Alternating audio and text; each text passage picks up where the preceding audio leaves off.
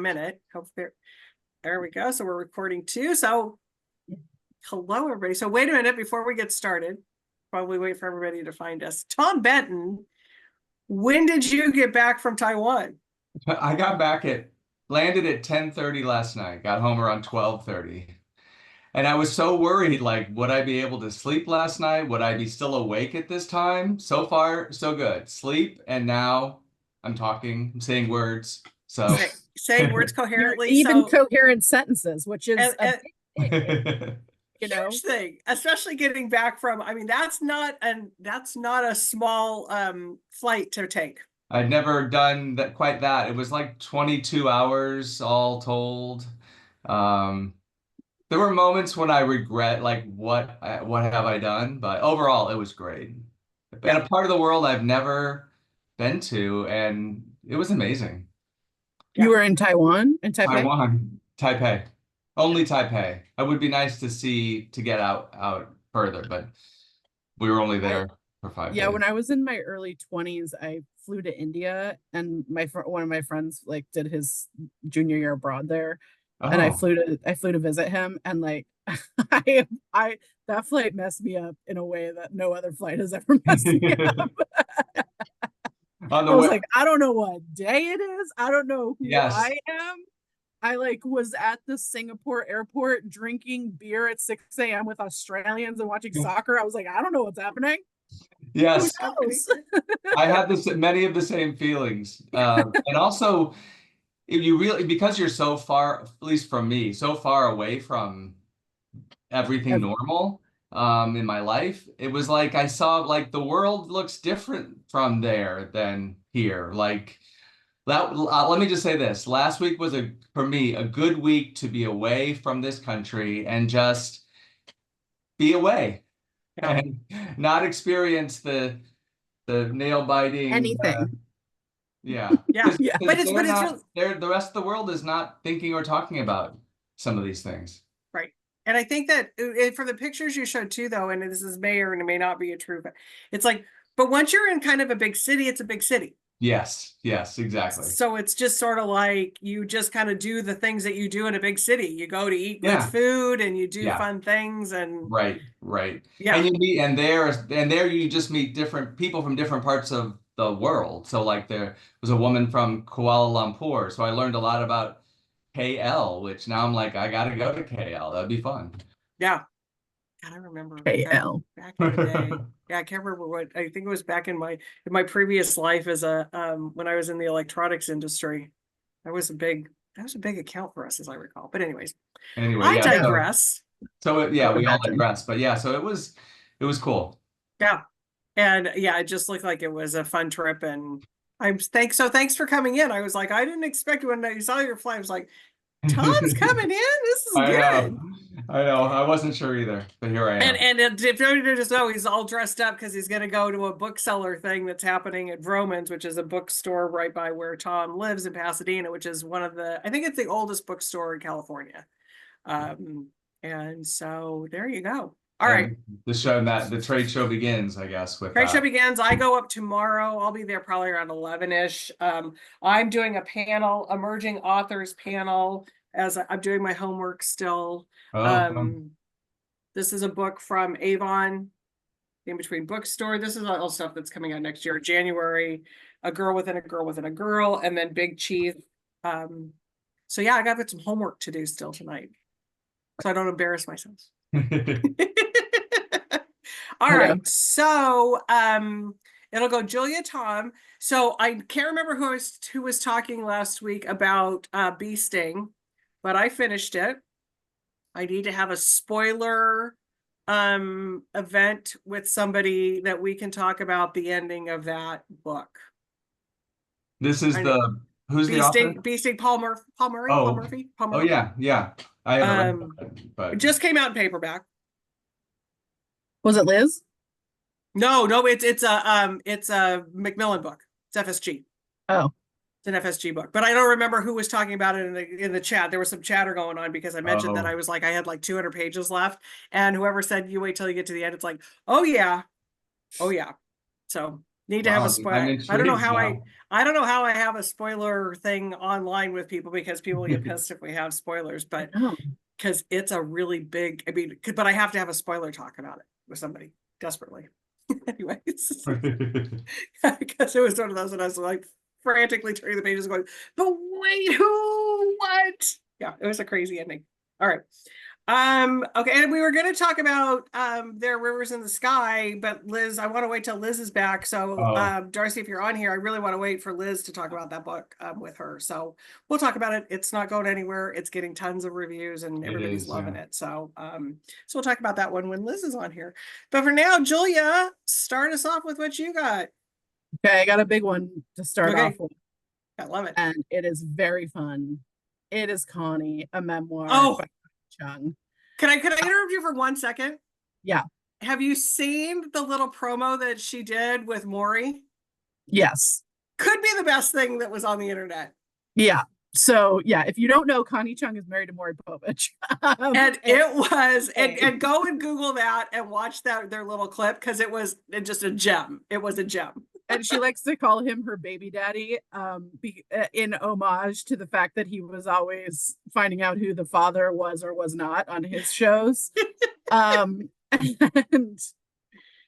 they're delight. She has an Instagram account now, and it's just delightful. But if you look on the Today Show, I forget if it was today or yesterday, but I think it was this morning. She was on with Savannah Guthrie and Hoda Kotb, and just a delight. I have told some of the buying team at Warwick's this, but during our fall sales conference, you know, we were in person at our fall sales conference and in New York. And so they brought in some of the bigger authors to talk to us. And a spoiler, this is coming soon, but Kate McKinnon has a middle grade book that's coming out. So Kate McKinnon was there and was hysterically funny. And Connie Chung followed Kate McKinnon, and Connie Chung brought the house down. I mean, the funniest human. She is so charming. She is such a delight. This book has all of that, and it's got all these stories. And, you know, it's funny because I grew up with Connie Chung. She was a newscaster. She was on the CBS News, nightly news. And then she was on CNN. And I like didn't think about this at the time and now do, which is that she was not just one of the first women to anchor the nightly news. She was definitely the first woman of color and the first Asian American woman. And she, she's the daughter of Chinese immigrants. They did not want her to be in television. And she tells this story of just coming up. One of her first jobs was working. She was the Washington News. She was a Washington correspondent and worked on the Watergate scandal. And then, you know, through the years, I mean, you hear the huge news stories of the years.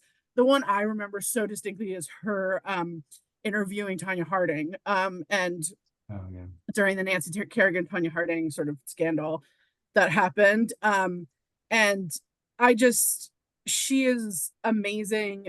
She tells this great story too. A couple of years ago, a woman reached out to her that there's an entire generation of this woman, it was Asian American. Her name was Connie. And there's a whole generation of Asian American women named Connie whose parents named them after Connie Chung. And she got to meet a bunch of them. I mean, it's just a delight. If you look up the Today Show clip, it brought me to tears because Hoda and Savannah both are like, basically, they say at one point, like, basically, you know, if we're here, it's because we're standing on your shoulders, Connie, and like, you know, you did this for us. It's such a lovely sentiment. And I think, you know, well, first of all, Warwick's has signed copies, so you should get them. It comes out tomorrow. You'll get signed copies. And then also, this is just a delight. I mean, even if you're like, why would I read a memoir about a newscaster? She has led such a fascinating life and such a groundbreaking, trailblazing life that is totally worth the price of admission. It's a great book. Love it. And I think it's Yeah. one of those that will be good. And I know we're going to start, it's September. We're going to start saying this a lot. Get it for the holidays for people. Yeah. It's a good give, like what do I want to say? Hostess gift. Great Yeah. hostess gift kind of a book, Yeah. because it's like you don't have to be anywhere on any kind of spectrum, and it's just a political thing. It's just like just a good book. Beth is on here saying that it's really cute. She said, well, first she said, Tom, she can't believe that you flew all that way for just 5 days. So that's her first I comment. agreed. I hear you. Okay. And then she says, as a child, she remembers thinking Connie Chung was the most beautiful woman in the world. Truly. And Dee says Time Magazine has the article about the Connies that Oh, are good, named yeah. after her. So, And if you look at the Instagram, and then also in the book, there's these great pictures of very, very young Connie Chung in the early newsrooms. Oh, they're so much fun to look at. You should totally go and see them both in the book and like I said, on her Instagram page. Oh my God, just so much fun to see. Yeah, just so fun. So anyway, so get a signed copy, get a copy for a gift. I love it. So yeah, it's a good one. I feel like the world is ready now for her book. Like it's exactly the right time. If this was published 10 years ago, or I think it's just I don't know. Sometimes that happens. Books are published at the right time and meet the moment, and that is definitely one of those. Yeah, she's amazing. All right, that's a good one. Good one to start with. Okay, Okay. Tom, follow that, Tom. I can. It's completely different, but this is the big book. Richard Osman's We Solve Murders. So Richard Osman, who we all love for the Thursday Murder Club. Last year when he came to the States to support the last Thursday Murder Club book, he talked about the book he was going to write next, which is he's taking a break from Thursday Murder Club, which I think all authors should do, actually. I mean, I think it's healthy for their creative process, and it's just better. But it's a challenge for someone like Richard Osman, who's a TV presenter, a podcast host, a game show host. How does he? I mean, I'm sure like writing a Thursday Murder Club mystery at this point is a lot easier than writing a brand new series, creating new characters, all that.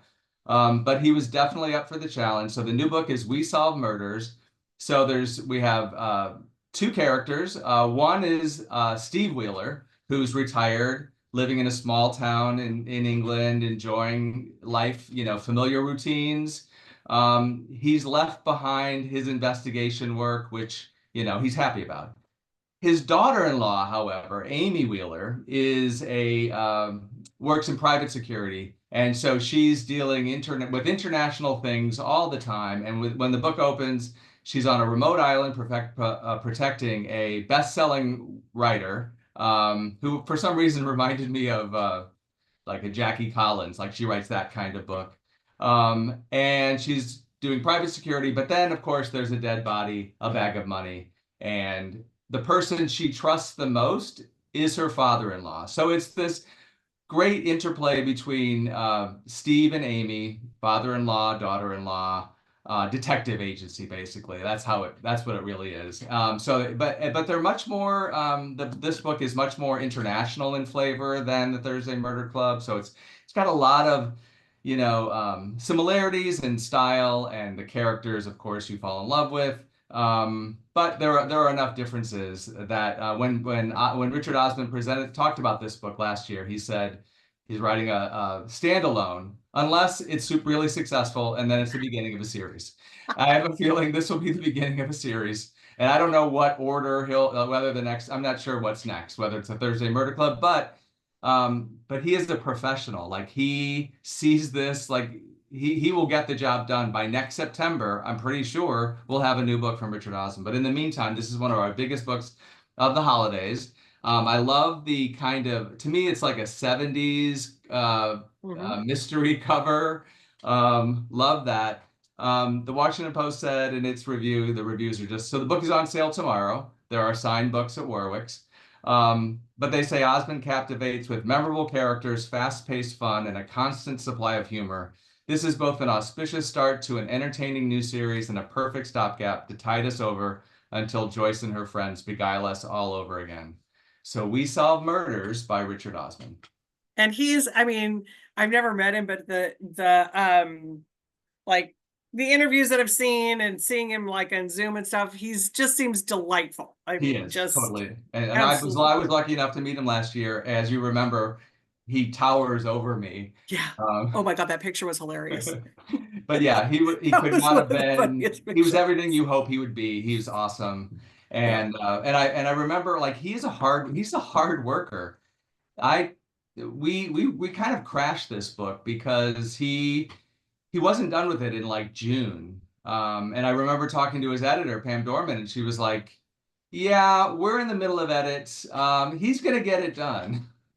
He got it Well, done. doesn't he still do a bunch of stuff on TV and stuff too in England? Yeah. I mean, Oh yeah, he's still got a day job, right? he does the TV quiz shows, which Yeah. when I had the event with him here in LA, there were people who were fans of the quiz shows too. But he does that. He has a podcast, maybe more than one. Yeah, Yeah. and he's a best-selling writer.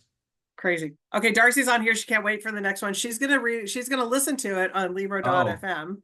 oh, I bet And that's then good. Dee is also a sucker for Richard Osman, and she's pre-ordered this one. So yay, thanks Excellent. everybody. Fans. All right, Julia, what you got next? Nope. Unmute. Whoopsies. Sorry. I got some fiction next. I was saying this is one of my favorite novels of the season. This is The Wilds by Louis Bayard. And this is an indie next pick. It got starred reviews in Booklist and in Kirkus. And it's a novel of Oscar Wilde. It's based on real events and real people. A lot of people don't know, including myself. I didn't know before we got this book that Oscar Wilde was married to a woman. He had 2 children. And this book takes place when he was around the time he was arrested for homosexuality. And so what I think is so amazing about this book and what I thought was so beautiful about this was it's a book that really digs deep into what it is to live in a time when you're not allowed to be yourself. And it digs into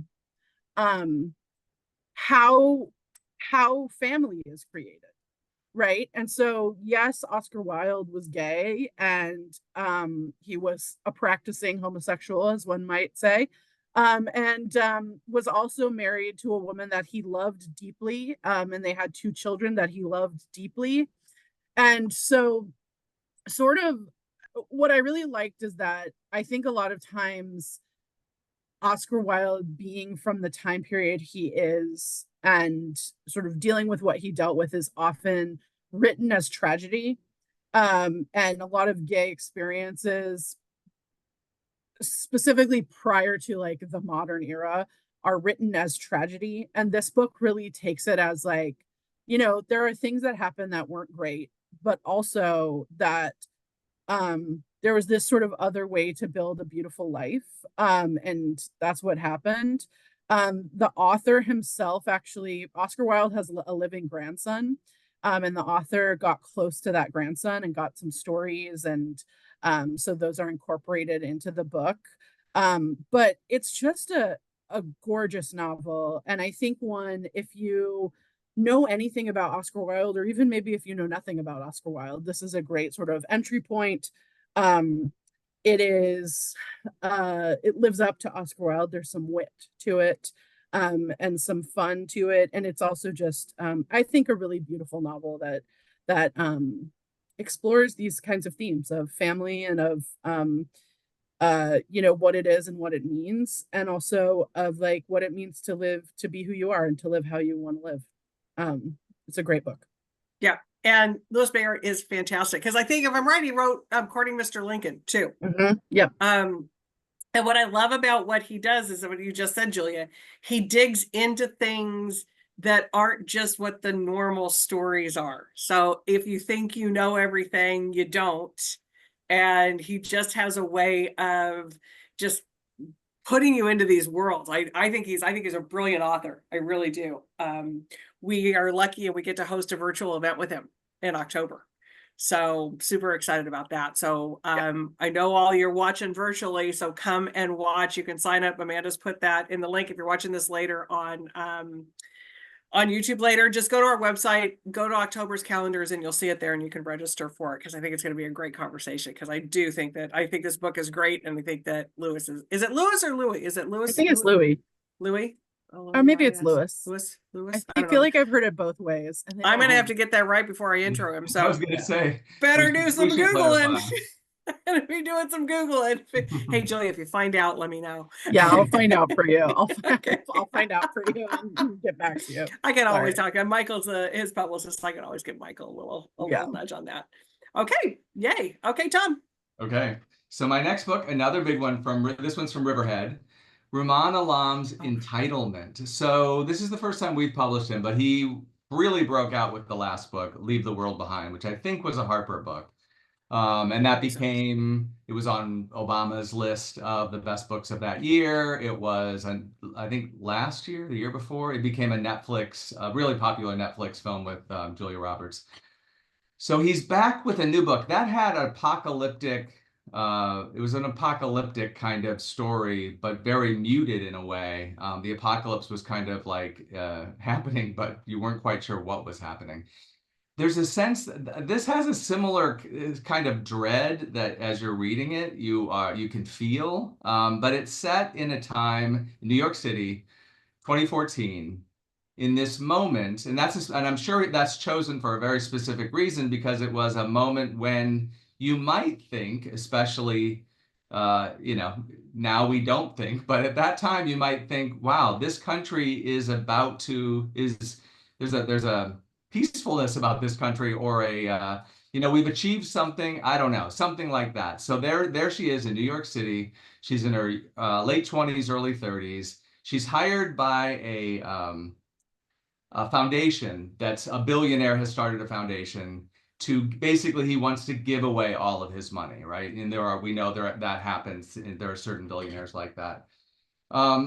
Sounds like a great opportunity, because you get to help choose the way of giving. You help that sounds amazing, except it carries with it so much weight, and not everybody's going to agree with you that thing you think is the right thing. They're not. It's not necessarily that easy. The billionaire is not just going to, release the money. So the book is about privilege, philanthropy, generosity, and selfishness. And it's about a young woman. So the billionaire takes a liking to her. They become friends, but you can never really be friends with there's this much of a gap in class. But she may realize that too late. But anyway, the book is about her, I would call it kind of descent into madness, and it is page turning. But it's very much of the moment, even though it's set in 2014. All the things we're talking about now, billionaires, affordable healthcare, the wealth gap, all these things are here embedded in these characters, and in this world. I call it a combination of Such a Fun Age for its page turning accessibility. You just can't stop turning the pages. Also, Such a Fun Age was also about money, but also Trust for its more complicated interrogation of capitalism. So it's really an interesting book that is going to be much talked about. And the ending is wild, and it's an ending you want to just immediately discuss. I was talking to Dan at Book Soup about this book last week. He had just closed it up, and he's like, well, for him, it redeemed everything he might have been feeling about this character or the book. He was like, wow. And that's how it worked for me too. So Entitlement by Rumaan Alam. I love it. And that's the thing too, that I don't know if he covers it in the book. I haven't read it yet, but it's everybody thinks that, like government spending, it's like that everyone's supposed to every need is going to be met, and it's like, yes. In big philanthropy, that's kind of the same thing that happens too. It's just well, and it's also just done a little bit more nefariously, I think, in the billionaires are trying to do it. Well, and she gets drawn into this world of wealth, but she's not really a part of that world, even though she believes, rightly, probably, that she should be like, there shouldn't be this gap between, I forget the billionaire's name, where he takes her to his penthouse in Manhattan, and on the wall is a Monet. It's not a copy of a Monet, it's a Monet. So she's driven mad by this proximity to this wealth that is. It's fascinating stuff. I had the opportunity to sit next to him at the Winter Institute dinner, right. but he was sitting next to me at the same time that Denzi Senna was sitting on the other side of me. And so, to say the least, Sophie's choice. That's yes, a real Sophie. Yes. We were being a little loud over on this side of the table. It's funny you mentioned Danzy. So, of course, I talked about colored television a couple weeks ago, but her quote on this book is great. She says, "An ambitious young Black woman is plotting her ascent. An old white billionaire is facing his own extinction. As their lives intersect, boundaries start to dissolve between haves and have-mores, predators and preyed upon, narcissism and good intentions. Entitlement held me spellbound from its evocative opening to its startling, audacious last pages." So that there you have it. But yeah, I would have the same trouble there. Yeah. I mean, that's the beauty of, and I love the PRH dinners because it's such speaking of privilege, it is such a privilege to be invited to those and sit at, like, Erik Larson's across the table from me. I mean, it's just like, it's one of those things that you kind of pinch yourself and go, oh my God. Yeah. This business, what a business. It's a great business. It really is fun. Okay. That's, can't wait for that one. And yeah, I've always wanted to watch the series because I heard that series was really good. With the Julia Roberts series. Yeah. The book was a little polarizing. We had people at the store. Some people loved it, and some people were like, "What the holy what is that?" I listened to that on audio. It was a good audio. Yeah. But I think this book might be polarizing too. He's maybe that kind of writer. I think he's that kind of writer. I think he's really good friends. I think conversation. he's really good friends with Emma Straub, I think. Oh, I think you're right. Yeah. Yeah. Oh, but I think signed books at Warwick's also. Okay. Oh, we have a plethora of signed books here, folks. Good gifts. It's the holidays. Yes. Holidays. All right, Julia, what do you got next for us? Okay, my next one, I actually brought in a middle grade book this time. This one is by Shamil Syed Mendez. It's called The Beautiful Game, and this is she wrote a previous book called Furia, which was a Reese Witherspoon pick. When it came out, people absolutely loved that book. This one is maybe my favorite on the kids list in the fall. I adore this book. It is about a girl who is a great soccer player, and she's playing with the boys. And then one day while they're playing, she gets her first period, and the boys decide she's not allowed to play with them anymore. And so she has to find her own girls' team to play with. And it's sort of about her finding her team, finding her space. It's about girls who love to play sports. I played sports as a young girl, and I absolutely loved it. And I as some of you guys know, I played roller derby as an adult. And I also loved that. I love playing sports, and I think team sports are so wonderful for kids and adults alike, really. But this book it has all of that. It's got a tight-knit family, Latino family at the center of it.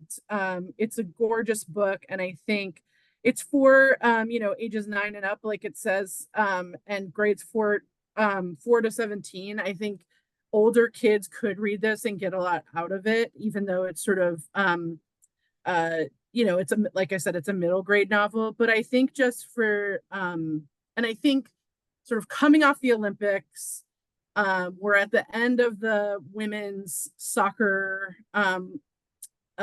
season. We have about a month left of the women's soccer season and the NWSL soccer season. And I think that, like, this book, just for the kids in your life, boys or girls, whoever, who love sports and who want to see themselves represented, I think this is it's a gorgeous book. It's so well done. and she deals with, you know, teen and young puberty issues, like in just this gorgeous way, in this way that I think really speaks to young people. It's really great. Anyway. I love it. And I do love that because it seems like when my kids were little and they were playing sports, there weren't a lot of those kind of books for kids. Yeah. And I feel like not a lot for girls. Oh, it's Yeah. an indie pick this month too. Oh, good. But not a lot for girls. I feel like, so often I always think about the fact that I really was the first generation that started playing sports with the full Title IX protections. Right. Title IX protections were my entire childhood. They didn't come in at some point in my childhood. And so watching girls, and then, when the WNBA started, I was in high school. And so even my generation of girls who played sports or women who played sports, you didn't get to go pro. And now they do. And now there's this other world that's sort of like girls and women get to look to this. And I think, looking at a book where a girl is great at soccer and, there's a future for her playing soccer, I think that's such a cool thing. Yeah. And that there's a path. I mean, that what I'm loving too is that we're starting to get a little bit, we're closing that gap of pay where it's like you can actually play. It's still got a ways to go. I get that. Particularly in basketball. Particularly in Yeah. basketball. But hopefully that's the next one that's coming, because it's just like that there's a path for these women to actually make a living and a good living out of doing this. And I don't see why there can't be, Yeah. And so definitely. And I think, we should encourage girls who are, if that's what the thing that they love, then we should encourage them to do it, For sure. It shouldn't just be, oh, it's a high school, it's just college, and then it's like nothing. Right. I mean, there's no question that the elite get to that status. Sure. But there should be at least a path to that elite status. Whether you're in the male sport. Yeah. Yeah. Allow people the chance to dream about it. For sure. Okay, Tom. Okay, so this book is a companion to Entitlement in a way. Character Limit: How Elon Musk Destroyed Twitter.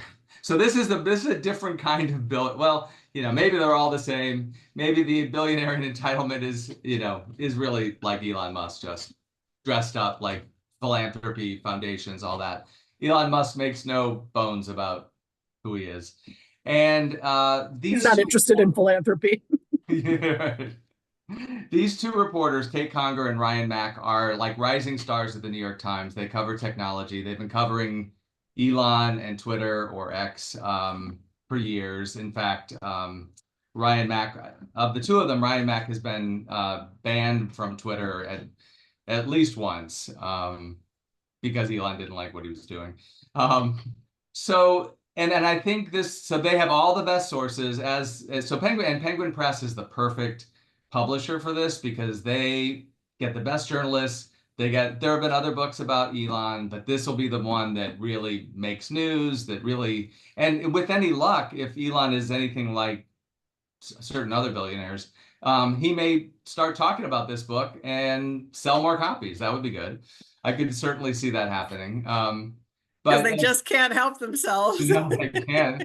So as Penguin Press describes it, these reporters provide a revelatory, three-dimensional, and definitive account of what really happened when Musk showed up, spoiling for a brawl and intent on revolution with his merciless, sycophantic cadre of lawyers, investors, and bankers. So you learn the insights to what he did, all the different things he did to the employees, the way they were fired, and you just get a glimpse. If you want a glimpse, you get a glimpse of the world according to Elon in a way that the Walter Isaacson book was not. That was more kind of like authorized in a certain way. Elon didn't mind that kind of book, but he will definitely mind this one.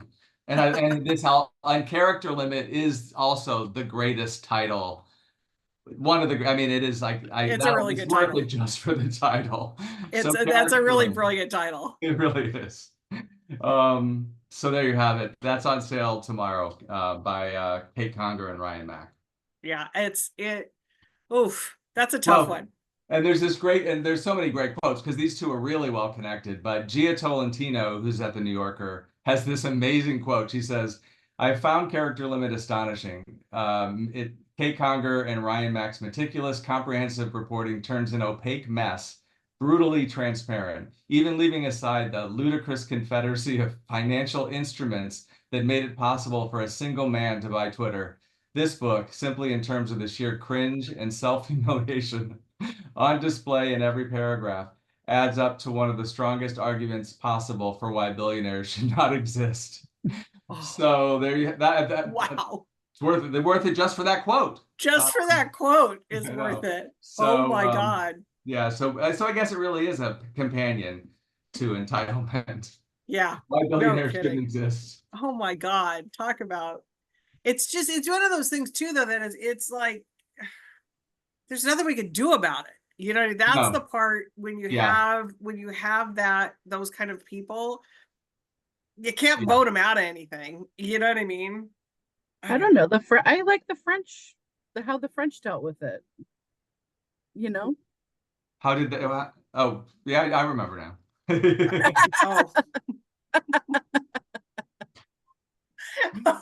So Julie, there are options. There are options. Sure. There's always options. Oh my God. On that note, I was thinking of some recent taxation. Me too. I'm just like going, what did Macron do? I was trying to Robespierre. Think of Robespierre. That's the one. Oh yeah. Okay. I was with you, Tom. I'm going, did I miss something? I'm usually pretty up on this stuff. Oh my God, you're killing me. No, you know, remember the opening ceremony where they had all the Marie Antoinettes and yes. Yeah, just think of that. Oh my God. And I love that people here just like lost their minds about that. Oh my God. It was actually chef's kiss. Okay, so I don't know. I was talking about bee sting. I don't know if I'll ever be able to put something together for a bee sting discussion, but if I do, I'll keep you posted. Julia, go ahead. Do you recommend bee sting? Yes. Without any spoilers, but okay. Yeah. Yes. But there are, it's over 600 page book, so it's not anything, but those last 200 pages are like, oh my God, because I was thinking to myself, it's like, oh, does this need to be 600 pages? Blah, blah. You have to be that deep into it. Yeah. To get those last 200 pages. Isn't that sort of Paul Murray's MO? That's like his previous book was like that too, I think. Yeah, I didn't read Skippy Dice, so. I didn't either, but that's what I remember everyone talking about is like the ending and like. And I don't think that it would be as impactful if you didn't just spend 400 pages with these characters. You know what I mean? Right. So so it's necessary. The length is necessary too. So that you're so deep in. So you're so deep into these characters that it's like you are in their psyche when this stuff is happening. So I think that it has to kind of be that way. So, I don't know if it jumped the shark. Lori's on here. Maybe jumped the shark. I don't know about that. We might have to have a discussion about that. Anyways, Julia, you were really quick as before Tom came on. We'll give you a hall pass, Tom, for coming on a little late from your flight. You were going to talk about a Dolly Parton book. Do you want to talk about it real quick? Sure. Yeah, this came out last week. And this is one. Oops, I opened the. And Tom, if you have a fourth book, feel free to. No, I probably have one, but I forgot it on the flight. So okay. So this is one I wanted to present actually for Labor Day, but we weren't here. So it's just a nice gift book. It's Dolly Parton, all the songs. And it's the story behind every single Dolly Parton song that she wrote. Of course, my favorite story is that she wrote Jolene and I Will Always Love You on the Same Day, which is a career in and of itself. No, I didn't know that. Yeah. Wow. And I Will Always Love You, of course, she wrote for Porter Wagoner when she was leaving his show, which is the show that sort of made her famous. And one might argue that she outgrew him. I'm not sure she would argue that, but I would argue that. And she wrote it. It's like, if you listen to the lyrics of I Will Always Love You, it's like the nicest breakup song of all time. But I think that this is just for any Dolly Parton fan, and who isn't one, I think for, looking forward to the holidays. This is just a great, these stories behind every single song of hers. It's part of a series that Black Dog and Leventhal does of all the songs books for all of these different awesome bands and musicians. And this one is a personal favorite. I am a huge Dolly Parton fan, and have been for a very long time. And my mom used to play me old country songs on the radio when I was a little kid. So I have a special soft spot for country music. But anyway. And Dolly's just a gem. I mean, Dolly's an Dolly's icon. just- everyone is a Dolly Parton fan. Yeah, you Yeah. can't not be a Dolly Parton fan. So, Truly. and Beth Doherty is on here. She said she was asking if it was part of the series, and you just showed that last graphic that it is Yeah. part of that series. So It is part of that series, yeah. Yep. And so, and we have a Fleetwood Mac one coming in spring. So, Ooh. speaking of bands who you would need to know the stories behind all the songs of, Yeah. I go down every once in a while. I go down a YouTube rabbit hole on Fleetwood Mac and all the behind the scenes stuff, and like when things are. It's really- just rich with endlessly just fascinating. Yeah. I endlessly watched- fascinating. I watched that video of Stevie Nicks like cursing Lindsey Buckingham to hell on stage in like 1997. They had a reunion concert, and she's singing Silver Springs like through him. Great. Oh, Like, I gotta find that. Oh, it's I the watch best it- thing I- ever. I think about it at least once a week, and I probably watch it once a week. I mean, like truly, I'm not even kidding. Tom, it is worth it. I know you got a few will. minutes Yeah, I before wanna you see go that. to the Romans party, so it's Worth it. Perfect. It's worth Perfect it. amount of time I can find Yeah. it. Yeah. Oh, and there's some behind the scenes stuff where they talk about like how they wrote certain songs, and they throw each other under the bus all the time on some Oh, of the behind the scenes I mean, stuff. Christine McVie wrote "You Make Love and Fun" and told her ex-husband, whatever McVie, I forget his first name, Yeah, John. John McVie, that it was about their dog. And it was about the person that she was having an affair, like that she was cheating. Like, come on. But anyway, so this series has it all, has everything. Dolly Parton for the holidays, and then you can look forward to Fleetwood Mac coming in spring. Love it. Can't wait. Love it, love it, love it. Well, Yeah. tomorrow, so I'm gonna be up at the conference tomorrow, the California Booksellers Association conference tomorrow, like I said earlier. I might try. I don't know. We're gonna have to see. Because I was gonna video, but then I was like, I don't know if I want to video. So I might actually go live for a little bit on here. Oh. Depending on who's in the on the trade show floor and who's around. So you'll be there, Tom. I I'll be think there. you'll be there. I think Shan will be there. So I might walk around live for like 5 or 10 minutes, and so if I do it live on here, y'all don't have to be on live with me, but you can watch it later. So yeah, that'd be we'll fun if see. it works out. yeah, Yeah. we'll see what they're talking about and see what they're happening. I started to see if I needed to get one of those little microphones. Oh, I love The it. mini ones. Do you need a mic? Will you need one or? I might need to. I don't know. I found a little selfie light, but I don't know if we have like a little like Oh. one of those little microphones. I have to see it. You have to. I'm do it. so You I'm have so to do it. ridiculous. So anyways, It's all it's right. awesome. It'll be good. But what that means is that we're going to be talking about lots of good books that are fall books and things that are coming in the spring. So we've got lots of good stuff to talk to y'all about. So anyways, thanks, Tom. Thanks, Julia, for coming on. Tom, have fun at the party tonight. And I will see you both tomorrow. And Yeah. I will see everybody else next week. So happy Awesome. reading. Bye. Bye, everybody.